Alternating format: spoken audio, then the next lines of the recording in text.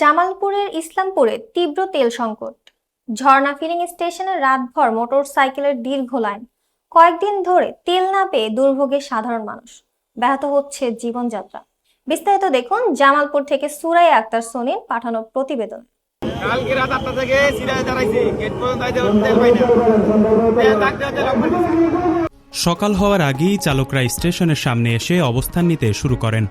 সময় গড়ানোর সঙ্গে সঙ্গে সেই লাইন দীর্ঘ হয়ে আশপাশের এলাকা ছড়িয়ে দেওয়ানগঞ্জ মহিলা টেকনিক্যাল অ্যান্ড বিএম কলেজ পর্যন্ত পৌঁছে যায়। সকাল হলে পরিস্থিতি আরও জটিল আকার ধারণ করে এবং লাইন খাড়মা বাজার এলাকা ছাড়িয়ে আরও দূর পর্যন্ত বিস্তৃত হয়। তেল নিতে আসা ভুক্তভোগীরা জানান তারা কয়েকদিন ধরে একাধিকবার এসে ফিরে যাচ্ছেন। নিশ্চিতভাবে তেল না পাওয়ায় তাদের দৈনন্দিন চলাচল, পেশাজীবীদের কাজ এবং স্থানীয় পরিবহন ব্যবস্থা মারাত্মকভাবে ব্যাহত হচ্ছে। স্থানীয়রা জানিয়েছেন সরবরাহে অনিশ্চয়তা এবং ব্যবস্থাপনার ঘাটতি থাকার কারণেই এমন পরিস্থিতির সৃষ্টি হয়েছে।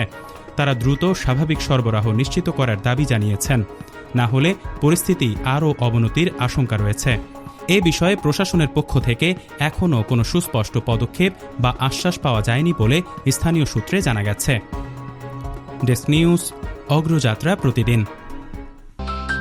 অগ্রযাত্রা প্রতিদিন, নির্ভীক প্রত্যয়ে উজ্জীবিত।